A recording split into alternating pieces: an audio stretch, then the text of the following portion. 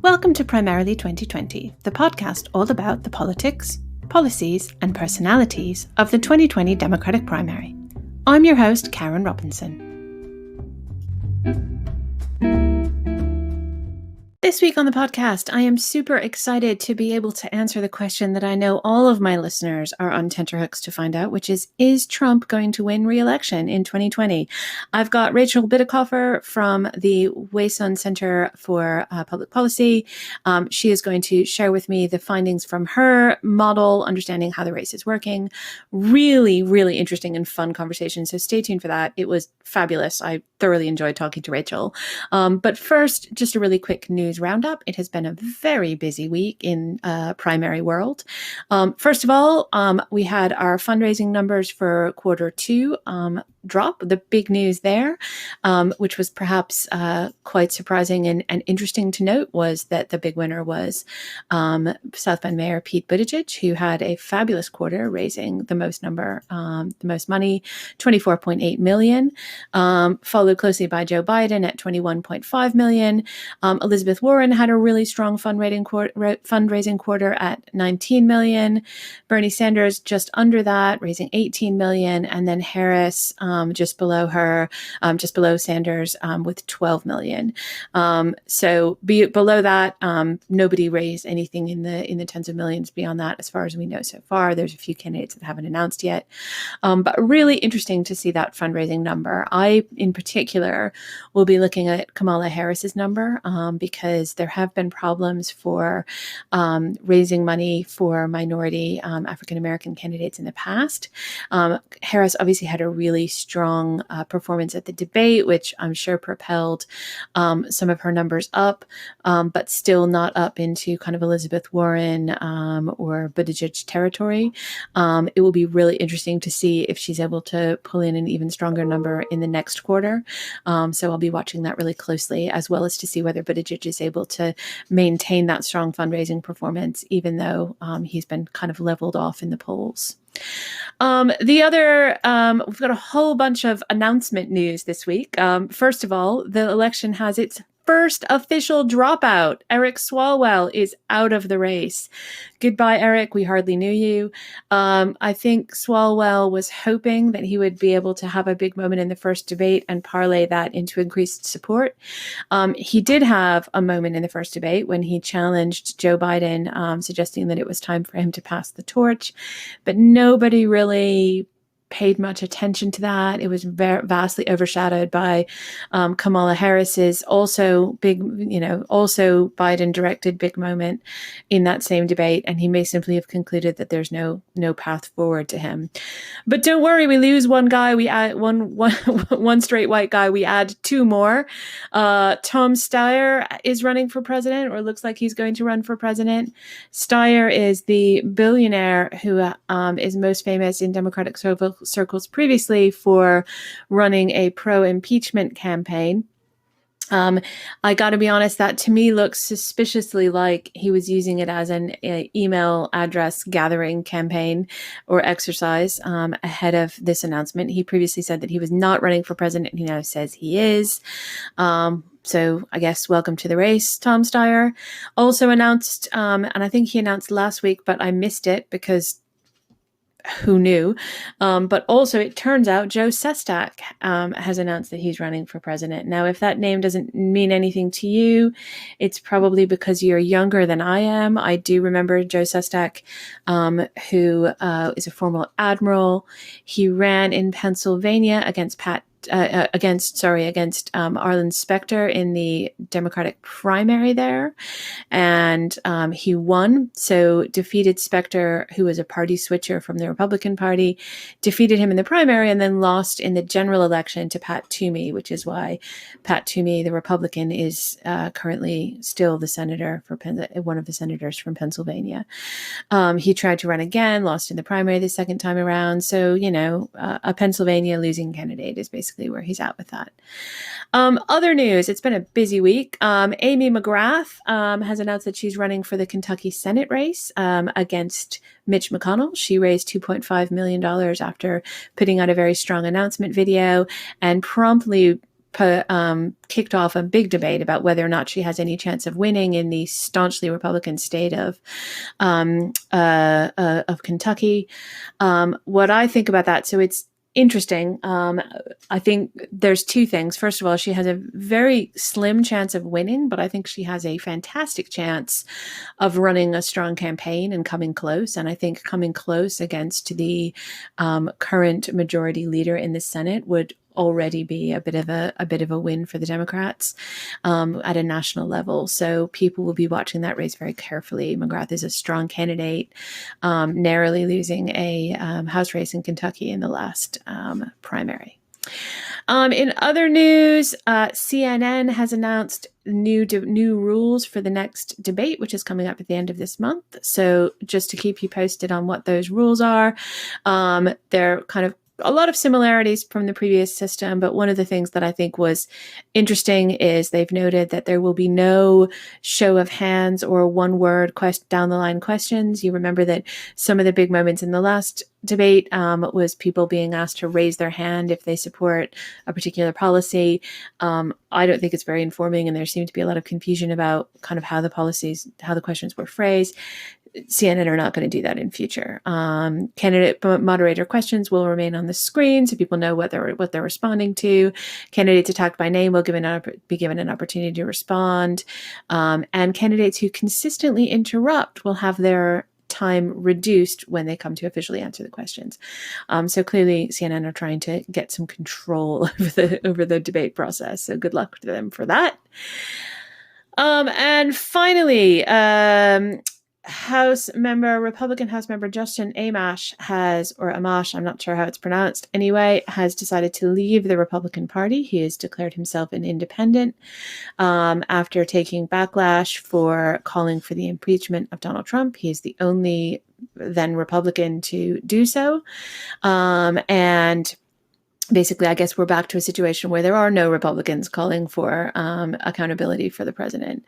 But it just says a lot about the currently partisan nature of U.S. political life that would be the case. And that is something we will talk about a great deal more just now as we go into talking to the fantastic Rachel Bitecofer. So I want to welcome to the podcast Rachel Bitecofer, who is the Assistant Director of the Wason Center for Public Policy and a lecturer in government at Christopher Newport University in Virginia. Rachel has produced a model for understanding political prediction in U.S. politics, and she applied it very successfully to the 2018 midterm race. And she's here to tell us what we can expect to see in the 2020 presidential race. So welcome, Rachel. Well, thank you so much for having me. I am delighted to have you on board, not least because I don't think I'm giving anything away to say the main thing my listeners really are trying to get out of this podcast is Trump going to win re-election or not? Please just tell me the answer. So you can do that, right? I can. I could tell you the midterms months in advance, and I can tell you the results of this presidential election 16 months early. So fabulous. Put us out of our misery. When we wake up in November 2020, is Trump still going to be president the morning after Election Day? Well, I mean, he's president-elect. Right, there you go. January 21st, 2021. Is Trump still going to be president? No, he will not be president-elect, and it will be the abject terror of the reality of him being so that will make sure that he isn't, and I will explain how that works. Good. So our fear is being put to good purpose. It is. Fear is a wonderful, wonderful thing when it comes to elections. Tell us more. I know that your model is not a model based on polling, like, say, Nate Silver's model for 538, and it's different than other models which are more fundamentals based, so looking at the economy and other conditions. What is your model based on, and why do you think it's more appropriate for the political era that we're living in? Yeah, so that's one thing I'm really glad you pointed out, because my model is not just a little bit different. It's a drastic departure from those other models. It's a complete redo, and it needed to be, I think, because those fundamentals were so important before our electorate became very polarized. But things like the economy will hurt you if the economy takes a downturn, especially an epic downturn. It will hurt you. But for a good economy, That's not going to help Donald Trump. I mean, independents just despise him, and they're not going to reward him for a good economy and overlook all of the other things that he does because of polarization.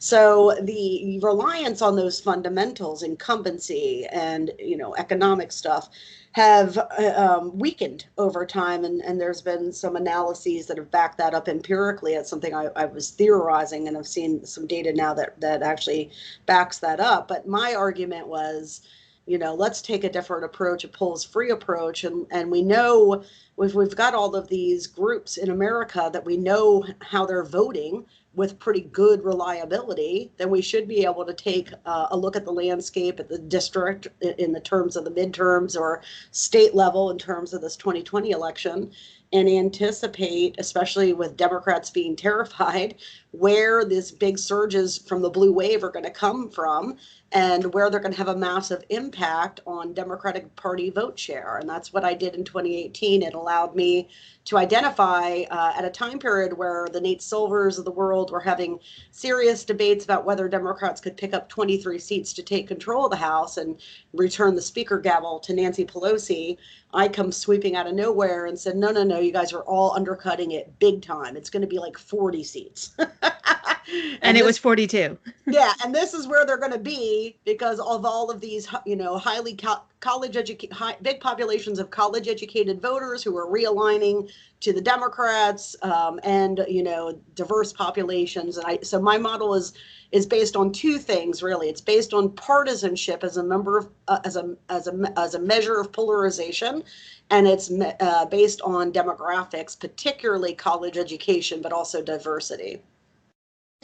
So you're looking at who's present in the different populations, basically, by demographics and by partisanship. And so by doing that, when I released on July 1st of 2018 last year, I came out and I was like, it's going to be a 42 seat pickup, and these are the seats they're going to pick up. And by the way, Orange County, California, where there's 5 or 6 districts that have been controlled by Republicans for decades. It's literally like where the Reagan Revolution started.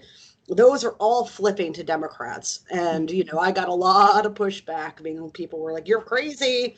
You can't make those kinds of predictions. You can't make those kinds of guarantees. I said, I can and I will. I love the confidence. And, the data doesn't lie, right? And I knew I knew what I was doing because I developed the theory and of what I expected to happen. I'm in the state of Virginia here in the U.S., and Virginia elects their governor on the odd year cycle. So right after 2016, Virginia geared up for a gubernatorial election and all the state legislative election too. And, I do polling here. I'm a political expert in the state. Everyone else was, this is going to be another close election between the Republican and the Democrat, and the Democrats have been in power, so the Republicans have, real chance of taking the governorship. And I'm like, you guys are all nuts, dude. This is going to be a giant backlash to the election of Donald Trump, because he got into office by Democrats being lazy and complacent, got fat and happy over the Obama years, and then started nitpicking things like Wall Street speeches, and they let the Republicans sneak in, and now they're going to be like, oh man, I better go vote.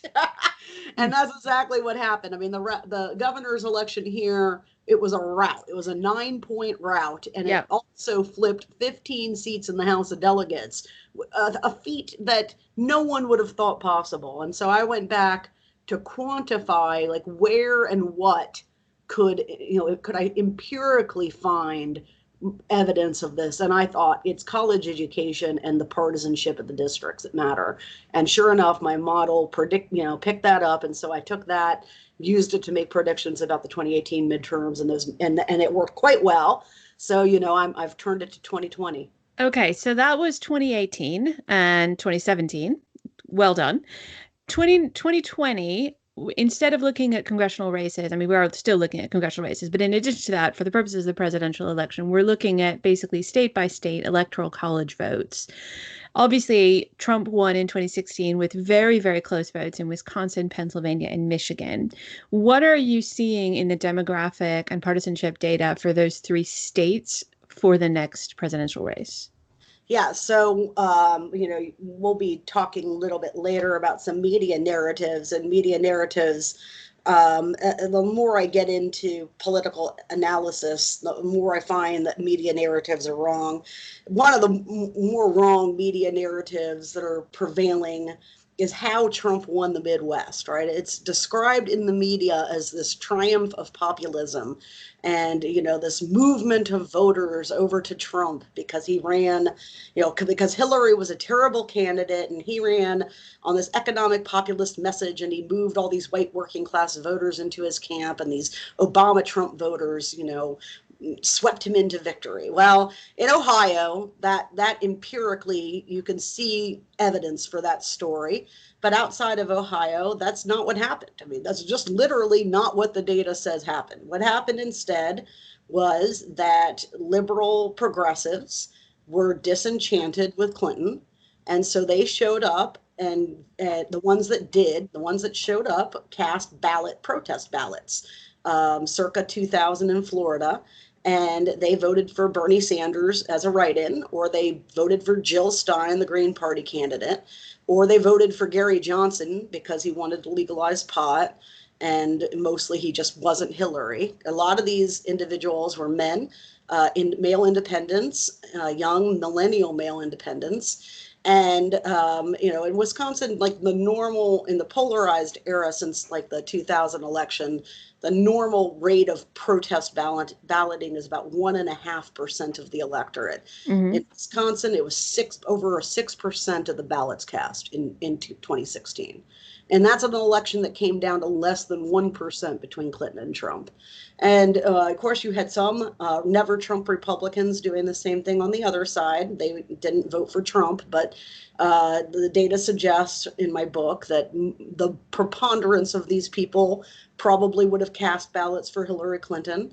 And on top of that, you had voter suppression, but also self-suppression, from African Americans scaling back their participation because there wasn't a black president anymore, so they weren't as motivated to vote.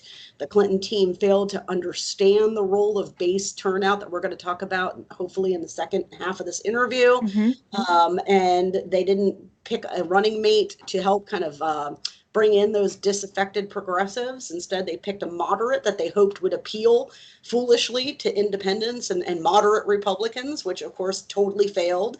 So not only did it not do that, it also did not bring in these disaffected progressives. And so those things came together and made Donald Trump basically thread a very narrow needle to win the Midwest. And I say in the forecast that it probably can't be done again now that Democrats are freaked out.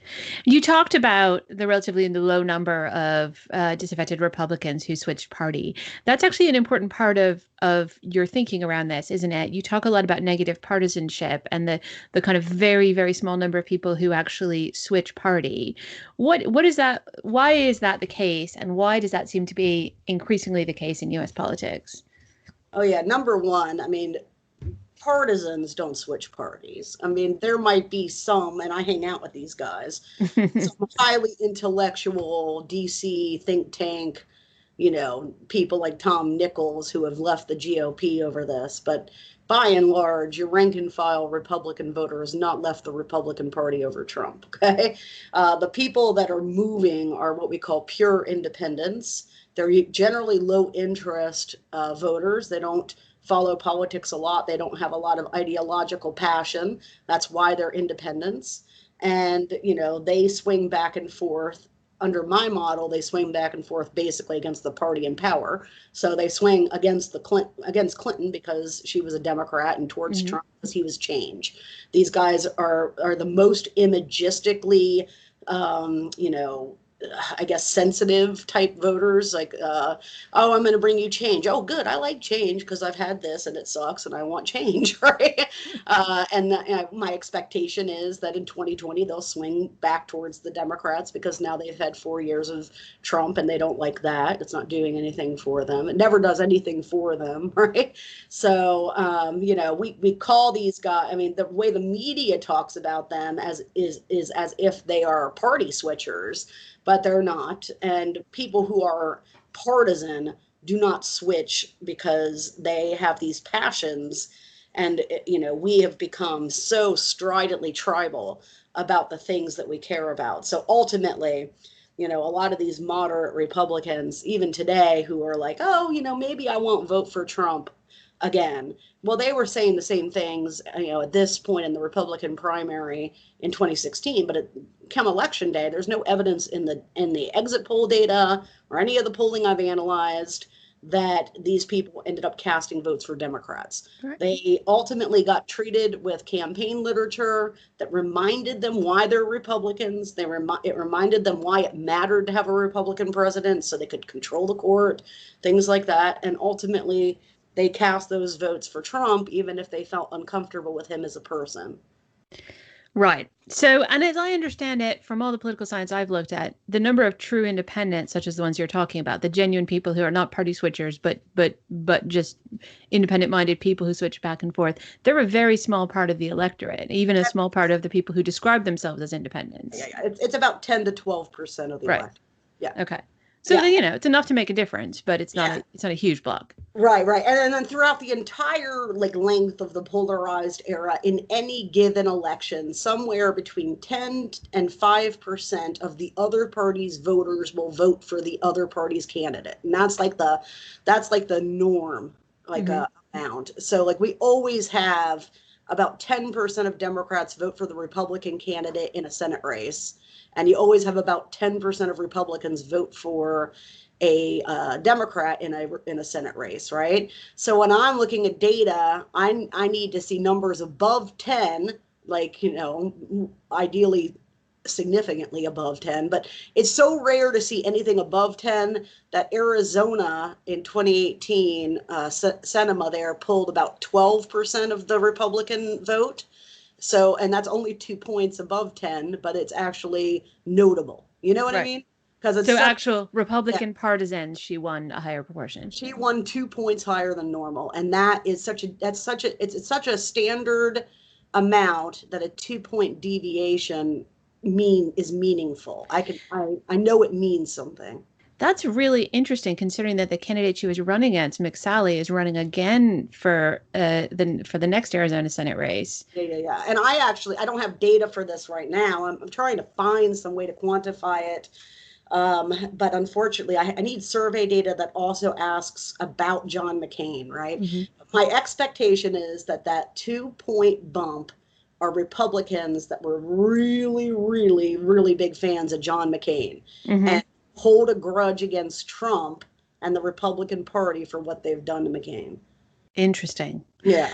Okay, slight deviation into Arizona there, but an important state for us as well. Okay, so we've talked a lot about the landscape. Now, we are Democrats on this podcast trying to choose a candidate. What does your model tell us about what would be the best winning strategy for us in terms of which candidate to select and then also how to run that candidate, so to speak? Okay. Yeah. So the candidate selection part is not that important, but part B is extremely important. So, so I say in the release, I'm releasing this without polls and poll aggravators and even a candidate. And I will tell you that the candidate probably doesn't even matter that much. Maybe if it's a disruptor like Bernie Sanders, it won't be Bernie Sanders. And I'm sure many people listening to this podcast will now be like, oh, I hate that lady. But I'm happy to explain why that is. But anyway. Podcast listeners might be interested in my earlier episode on my 6 concerns about a Sanders candidacy. Yeah, well, my comment there has nothing to do with concerns about his candidacy, more just the reality of a brand that has peaked and has peaked out and has a competing brand that is on its way up, aka Warren, right? Yeah. So anyway, but yeah, so it really, what the nominee doesn't necessarily matter. It's certainly where the nominee matters is the strategy that they implement, because I'm getting ready to release a second, like subsequent analysis to my forecast that dives into some voter file data here in the US. You know, what I wanted to do with the data is substantiate the important role that turnout surges played in the Democrats' House gains, because the way that the media frames it is, oh, you know, moderate Republicans joined up with Democrats to flip the House and give Democrats this advantage. And therefore, Democrats must not become too liberal, because if they do, they're going to isolate all these moderate Republicans who helped them flip the House. Well, okay, there's no evidence of that in the data, actually. So, no, literally no evidence of it. No evidence. Like, literally, that did not happen. Okay. And, you know, we've had like 15, like, you know, op-eds on that topic. The entire Morning Joe panel is convinced it's true. It's one of the most like deeply held beliefs in American political But analysis. Rachel, if you can't trust the Morning Joe panel, who can you trust? Right. So, you know, I feel a little bit compelled to get this information out there, because it's not true. Like, in the data, there is in fact, here's the sad truth. Republicans are loving this. They love this shit. They turned out also in big numbers in 2018. Now, in a lot of these districts, the Democratic surge was enough to equalize the turnout with Republicans, and then it's not the independents, the same independents that voted before swinging over. It's new independents, so probably left-leaning independents that are motivated to the polls by the same mechanisms that Democrats were motivated. And of course, these new left-leaning independents were voting for the Democratic candidates, just like the Democratic turnout surge voters were doing, okay? And their combined force was able to topple the Republican voters who also surged their turnout. But in many districts, especially the ones that ran blue dog moderates, the Democratic surge, when you control for the size of the potential surge, was smaller proportionally than in districts that just ran Democrats as Democrats, right? So what that means is you and before I go into that, so not only was the surge of Democratic base voters smaller in those districts, the size of the Republican surge was the same size as it was in other districts. So you paid a price in terms of Democratic base turnout, but you also saw a big backlash of Republican based voter turnout. And so there's basically no benefit, because the benefit is there's two benefits supposedly with this system. You don't isolate independent voters. Well, the analysis says, look, it's different independents surging their turnout. These independents are probably motivated by the same liberal platform that Democratic voters are motivated by. And two, by running as a blue dog in these redder districts, you don't motivate Republicans to come out against you, right? Well, the data shows Republicans showed up in droves in these districts. Okay. I mean, I think what you're saying, if I'm understanding you correctly, is whether or not you run as a hard Democrat, Republicans will treat you like one. In other words, absolutely. There's no advantage to not being true blue. And actually, there's a disadvantage, because you suppress your base's turnout compared to other people who ran as Democrats. And I'm not saying as progressives, Alexandria Ocasio-Cortez level Democrats. I'm just talking about as a Democrat, rather than, hey, I'm a blue dog. I'm not like the rest of those Democrats. I'm basically a a conservative Democrat running. Yeah. So you're not talking about policy position. You're talking about messaging. Oh, both. I mean, blue dogs do both. It's a tone and temperament thing, and it's a policy thing, right? Okay. Yeah. And I actually wouldn't say that they need much adjustment on the policy thing. I mean, most of them are still like, today's blue dog is not yesterday's blue dog. The party has moved and the public has moved a lot. So today's blue dog Democrat ran on gun control. That would not have happened 10 years ago. Right. Okay. So policy-wise, they're okay, but messaging, tone, and targeting strategy is what I'm talking about. They focus their campaign strategies on the wrong voters. and think that they can persuade moderate Republicans to come over and vote for them. And it ain't going to happen. It ain't going to happen. And in doing so, by devoting the resources in that direction, they starve the other element of their campaign, that element that could help them, in a tight race. So in 2020 and 2018, it won't matter because the Democratic enthusiasm is just naturally there, but it's going to wipe them all out in 2022. So I have two questions about Democratic enthusiasm. So I'll come back to the second one in a minute. But my first one is, you said the enthusiasm is definitely there. In 2018, obviously it was. What I want to know is, how will we know if our turnout enthusiasm remains at the same level or if it's declining compared to 2018? What measures should we be looking at to understand that? I'm really glad that you asked that question. I have a super awesome, easy answer that nobody else in any place, not even on 538 could they give you this. So you want it? Go. Okay. All you need to look at is the turnout in the primaries. That's what's going to tell us a lot. Primary turnout. Okay. Yeah. If I see primary turnout that doesn't get close to 2008, I mean, what we really ought to see as a country, right, is primary turnout that exceeds 2008. Because, when we think about 2008, we had the Iraq War going on. We had major Bush backlash. We had an economy that was starting to teeter on the edge. I mean, shit was a little bit unsettled, okay? But it was not like this, okay? We're facing like major institutional destruction. But the turnout in 2008 was through the roof. And it's a sad feature of today that I can't just say, hey, turnout is going to be higher than 2008. And if I could say that turnout was going to be higher than 2008, then I could also tell you, hey, the Senate is going to flip. The Senate's absolutely going to flip, okay? But because I don't get that sense, and I think that's driven in part by Nancy Pelosi's shitty strategy, of how she's navigating Trump and navigating the base of the Democratic Party. I think instead what we need to see for my model to hold is turnout that gets somewhere around 2008. Okay, right. It doesn't have to beat it, and it doesn't even have to meet it, but it's got to be above 2016. And if it's at the same level of 2016, like that, I don't foresee a lot of needs to redo my model, but that's going to probably make me toss a couple of those states back into toss up.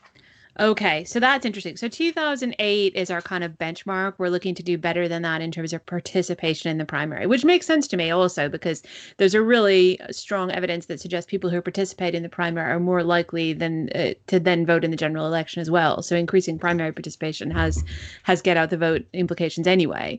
2008 was led by a female candidate and, on the Democratic side, one female candidate and one African-American candidate kind of slugging it out in that primary. It was very exciting.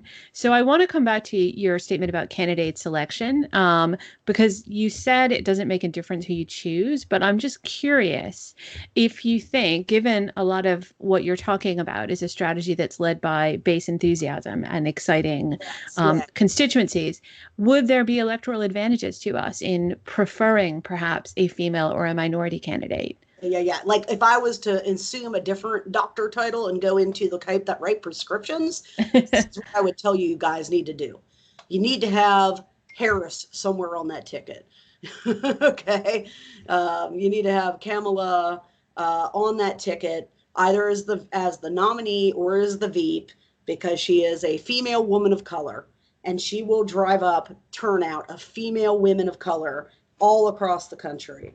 I mean, that she's absolutely, the rest of the ticket to me is adjustable or negotiable or negligible, honestly. But putting Harris on that ticket is somewhere in some capacity, either at the top or the bottom, absolutely critical for Democrats if they want to kind of mitigate risk. Mm-hmm. And is there any candidate attributes that we should be avoiding? Well, I mean, here's the thing with Biden. Biden's boring, okay? but the electorate goes through these things where it wants one thing and then it wants the next. So last time it wanted a disruptor and chaos, and now it's had a lot of disruption and chaos, and it's tired of that, right? And one of the, I mean, there's number one, Joe Biden's endurance in the polls right now is largely a product of name recognition. When you look at the other candidates, even Harris, after that debate, still in the 20s on I've never heard of this lady among potential Democratic primary voters. Okay. Yep. So, you know, I'm going to be putting out a piece on that. If people want to watch my Twitter, it's going to be very informative. But anyway, you know, here's my worry with Biden. Biden's going to be surrounded by the James Carvilles of the Democratic Party. And then he had the spat with Harris, right? Yep. And I worry, and those are the people who are going to tell him, Joe, the secret to winning is getting these moderate Republicans to vote for you. And well, that seems to be his strategy, right? He's like the worst thing that they could possibly do, right? And like that's the thing the entire Beltway media is telling them is the recipe to win. And as I just told you, the data doesn't lie. The data says don't do that. So basically, Joe Biden could win, but not with that strategy. Yeah, well, it would not be a risk mitigation strategy. Right. He can win. He can win anyway. Harris on the ticket, if he puts Stacey Abrams on the ticket, if he puts, you know, a woman, you know, maybe Warren, but he can't go with a Tim Kaine. God. Yeah. Okay. So basically, I'm gonna wrap this up as we are in a good position. You think that Democrats are likely to win the next election almost no matter who we nominate.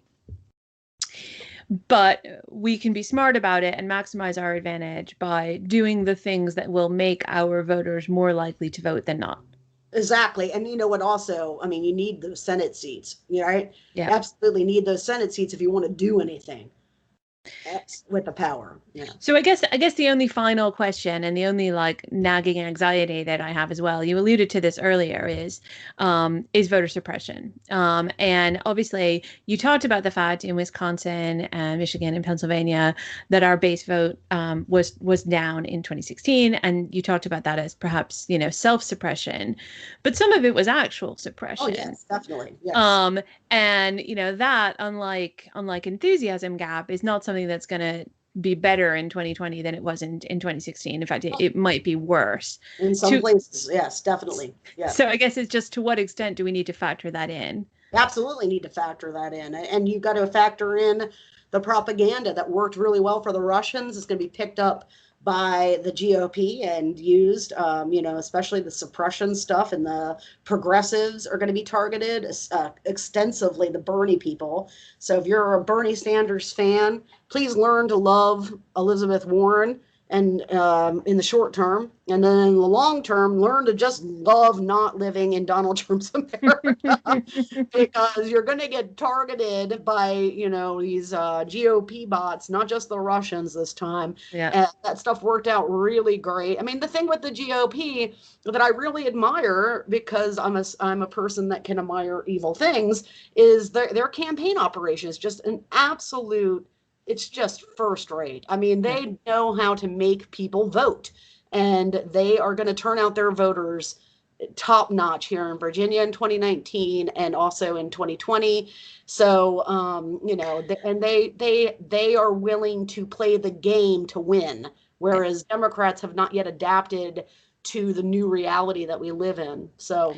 Well, that's another really important point, isn't it? I mean, I remember 2008, I worked on the Obama campaign, and I remember how much they invested in grassroots activation, what we call field operations, how many offices they opened, how many times they were hitting the pavement. And we've got to work twice as hard to get out the same number of votes because our voters are lower proclivity voters. Yeah. So there is, I mean, we tend to talk about the election in terms of like the media war or the advertising war, but actually the ground game is where these things are won and lost. Oh my gosh, yes. And here's the thing, like right now in your average swing district, swing state, like this Arizona race, right? They're going to invest heavily in the ground game, but they're going to invest most of it into these persuasion voters, right? Yeah. And what my data is telling them, would be telling them, if they could look at my analysis, is, what they need is a hydrogen bomb level investment in Latino turnout. Because Mm-hmm. if they were to do that, like the Latino variable in my model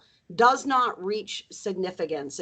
So what that means is it doesn't have a significant effect on the two-party vote share, okay?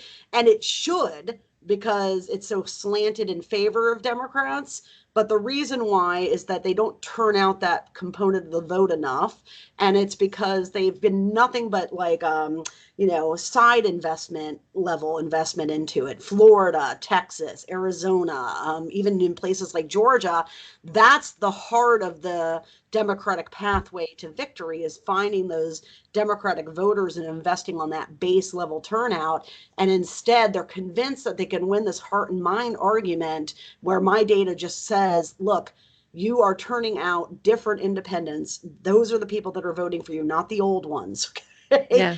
Number one. And number two, these moderate Republicans, they like what's happening, okay? Because they're not leaving. If they were leaving the Republican Party, then the margins in these House races would have been 60-40, okay? And they're not. They're 53, 40, 40, whatever. I can't do math in my head. 40%, and so you can't have a huge Democratic turnout surge, a huge independent turnout surge that absolutely broke against the GOP, and a huge Republican turnout surge, and have all three of those variables breaking against the Republicans, right? So obviously that Republican turnout surge is going in favor of the Republicans.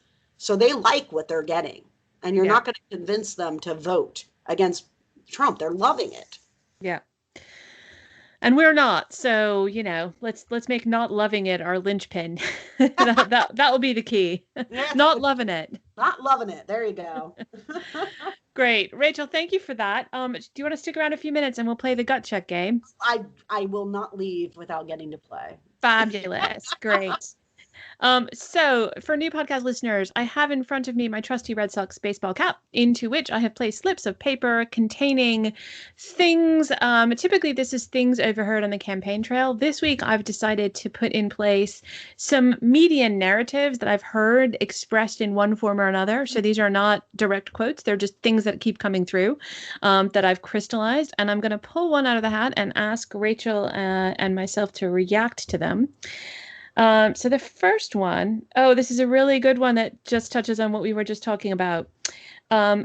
Media narrative. We need a candidate who can attract moderates who are disenchanted with Trump. Yeah. Yeah, that's a good one. That's a funny one, right? Yeah, what you need is a campaign that can motivate Democrats to polls and left-leaning independents, and you need somebody who's going to excite them and give them a reason to show up on election day. Yeah. Here's another one. This is a really interesting one. We need a candidate who can match Trump's populism. Actually, you probably do need a candidate that has a pretty strong, robust economic populist message that can sell well in the Midwest. I don't see how that could hurt. Yeah. Yeah. But a lot of candidates could potentially do that. Yeah, and you know what? It's populism, but not like, trade war populism. Let me be Right. clear. Yeah. Yeah, we want capitalism, framed. I think, Warren does a decent job when she's attacking capitalism to still frame it, capitalism as a positive, as a net positive. So, I think there's a lot of American families that are pissed off at the status quo. There's a New York Times article that came out this week, documenting the plights of the American middle class in America's major cities. You make huge amounts of money and have to worry about sending their kids to college, and many of them will never retire, right?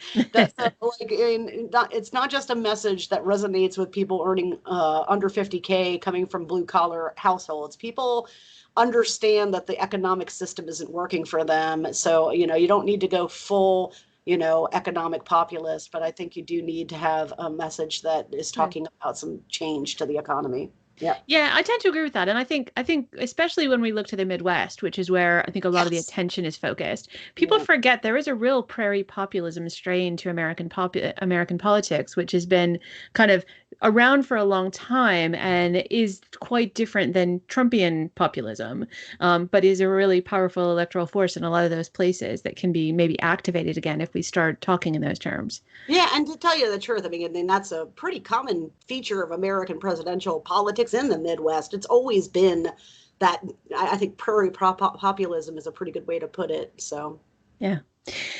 Okay, I've got another one here, which is one that I hear all the time, and I'm curious if you have the same cringe reaction that I do to it. Trump proved that none of the rules of politics are true anymore. no, I wrote a book about that. I mean, Trump. Here's the thing with Trump: if, as long as you are a celebrity, all right, and as long as you are catering to the audience on the right, you can get away with a lot of stuff. Yeah. But if you, I go through all the other people who've tried or have done many other things to which the rules of gravity still apply. Take, for instance, poor Labor Secretary Acosta, who just announced his resignation after a painful week in the Did media. he? Did that literally just happen? I was Literally probably just working on the now. podcast. Literally just now. Bye Most bye, Secretary bye bye Acosta. Acosta. Yeah. Bye. Bye. I don't know why people do that painful week where they try to resist gravity, but for most people, in most cases, there is still such a thing as political gravity. Well, hasta la vista. So yeah, I agree. I think the normal rules of politics are rules because they rules. But I think what's interesting is Trump not as a kind of deviation from the rule, but almost Trump as a culmination of what we've seen as a political trend, especially on the Republican side for I would say 30 years or so. Right. But what he's done is he's stripped off the kind of nice packaging around it. He's Oh, just absolutely. doing more bluntly what Republicans are doing anyway. And Well, people think that's yes, something new, but it's not. It's the it's same not at all. strategy. It's In just less fact, nice. it's actually the realization. So, like, I have a book in progress that looks at what happened on to Republicans. Okay, and and I was just marveling about their campaign strategy, and it is true. It is brilliant, but it is also a product of psychological warfare. Okay, and it's been waged on Republican identifiers, Republican voters for 30 years, and it has escalated decade after decade to become more and more extreme. And after 2010, it became like ludicrous extreme, with probably because the internet came with all the conspiracy stuff, and they literally drove their base batshit crazy. And Trump is the Frankenstein that arose out of that batshit crazy environment. And, it's a testament to the negative externalities that can come when you push people's psychological well being to the limits. Yeah. I think the Frankenstein analogy is apt because I really do feel like this keeps happening that Republicans they create these monsters and then they're surprised when the monsters have a voice and a mind of their own and they expect to be able to go out and ravage the countryside. They're like, no, Oh, no, yeah. we didn't mean that. No doubt. And in this case, like, they have lost complete control of their own party. I Yeah. mean, complete control. They never Trump. That's what the Never Trump movement is. It's a group. I mean, I work with these guys. I mean, it's a group of very, people who sit around going, "Oh my God, like, what have we done?" And they're, they are sincerely regretful and remarkably self-effacing about it, but also completely aware that this is a fire that they cannot contain. Hmm. Yeah. Okay, so the last media narrative, and this is one I've heard a lot, especially lately since the primary debate, I would say. The crowded primary is a weakness for Democrats, as it means it will divide the party and reduce turnout against Trump in the general. No, not at all. I mean, after what happened in 2016, I mean, this was going to be the logical answer. You're going to have this giant primary. You're going to have all these people run. I wrote an article for Vox about why all these people are running, even though they have no chance of actually winning the presidency. And then they like keep adding. We've just added Joe Sestak, Tom Steyer. Oh, I'm like, guys, these we're guys are so, done. yeah, right. And the incentive is that, people think you get invited to all the cool clubs and all the cool parties, and the media is talking about you. I mean, there's a lot of other incentives, even if you never have a chance of actually being the nominee. So there's a lot of reasons why, and it's low cost. And in today's environment, you just need a computer to run for president, right? I mean, you don't even have to leave your house, so you don't really need a lot of money to do it. But anyway, there's no super delegates this time. Most people are unaware, but the DNC eliminated the super delegates. That's been a feature of the presidential nomination system for years and years and years, and it will not be a feature when we start delegate counting. Yeah. Once not in round one, and they might become a factor in subsequent rounds of voting. But yes. Yeah. I mean, let's hope not, because that's where let's not get there. That could be a total shit show, right? Yeah. But so far I don't see this coming out to a point where we're going to have a contested convention, right? But we could still potentially end up there. That's a topic for a whole different podcast. I think it's interesting. I mean, when I think about my reaction to that, I am mostly pretty sanguine about it, because I think first of all, this is normal. Like, right, we have a primary, people debate between the party before they debate between the general. That's just how this system works. So, it seems silly to get too fired up and about, the horrors of it. And people aren't, the general population hasn't switched on yet. No. Only like 20%. I mean, we are freaks. Like, if you're listening to this podcast, congratulations, you're in the 1%. Not the economic. We are a bunch of weirdos. Right. You are in the intellectual 1%. So congratulations. But I guess the thing that does worry me is, and you alluded to it earlier, is the way that our enemies, both domestically and foreign, right? So both Trump and Russia, have become very good at identifying points of division between us as a nation and as a party, and using those to basically drive a stake through it. So in 2016, famously, the Russians were funding Black Lives Matter Facebook pages because they were trying to kind of foster any divisions. Bernie Sanders in 2016, a lot of his supporters did not wind up voting for Hillary Clinton, and that was a problem for us, which is one of the reasons I'm sort of not sorry to see Sanders' numbers have been going down lately, because I'm hoping that we won't have that kind of refusenik portion within our own progressive left of the party next time around. I'm hoping that we will all be sensible enough to understand the stakes now at last. But, that's the only part that worries me, is if there will be breakaway factions that decide to throw sanity to the wind, because we got nuts in our party too. There are loopy people. Yeah, absolutely. I mean, it's always a risk, and I think you can see the results in Arizona. 2% in that tight Senate race of progressives voted for the Green Party nominee in that tight Senate race. Almost cost the Democrats an opportunity to pick up a Senate seat there. Right. Yeah. Okay, so my parting thought, guys, don't do that. Stay with us. Rachel, thank you so much. That's been really a pleasure. I hope we can get you on again sometime. Yeah, absolutely. It was fun. Lovely. All right. Talk to you soon. Bye-bye. Okay, bye-bye.